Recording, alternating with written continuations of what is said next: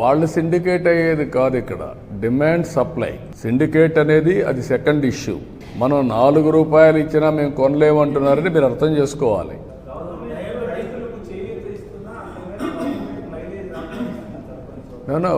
నేనేమంటానంటే రైతులు కూడా అర్థం చేసుకోవాలి.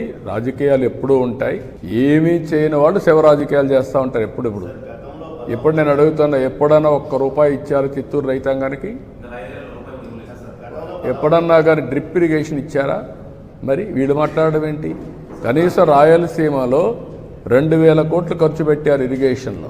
వీళ్ళు మాట్లాడడం ఏంటి? నేను ఈరోజు 3,950 కోట్లు ఒకేసారి 100 యువకుని డబ్బులు ఇచ్చాను.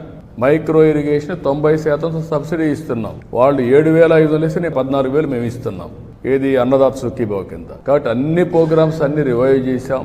ఇరిగేషన్కి ప్రాధాన్యత ఇచ్చాం, పంటలకు ప్రాధాన్యత ఇచ్చాం, గిట్టుబాటు ధరకు ప్రాధాన్యత ఇచ్చాం. మన రాష్ట్రంలో అన్ని వాణిజ్య పంటలు, ఎందుకంటే రైతుకు ఎక్కువ ఆదాయం రావాలని వాణిజ్య పంటలకు వెళ్ళాం. ఓసారి వాణిజ్య పంటల్లో ఓసారి తక్కువ రేట్లు కూడా వస్తాయి. మామిడే కాకుండా అన్ని. ఎవరైనా కానీ ఫ్రీగా మాట్లాడే పరిస్థితి ఉంది 5 ఏళ్ళు, ఫ్రీగా రాసే పరిస్థితి ఉంది 5 ఏళ్ళు.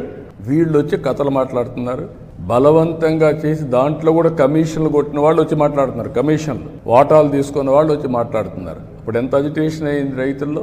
మా దీన్ని బలవంతంగా చేస్తున్నారు, వాటాలు తీసుకుంటున్నారు, మాకు వచ్చే డబ్బులు వీళ్ళు కొట్టేస్తున్నారని కూడా పెద్ద గొడవలు అయినాయి. కాబట్టి ఇవన్నీ ఉన్నాయి.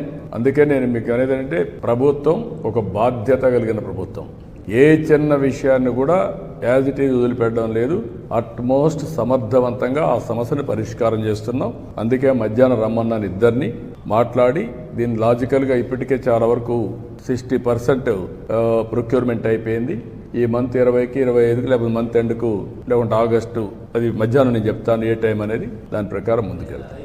ఏది వీళ్ళకి ఇచ్చేదా డెఫినెట్గా అవన్నీ తొందరలోనే వాళ్ళ అకౌంట్లో వేస్తాం.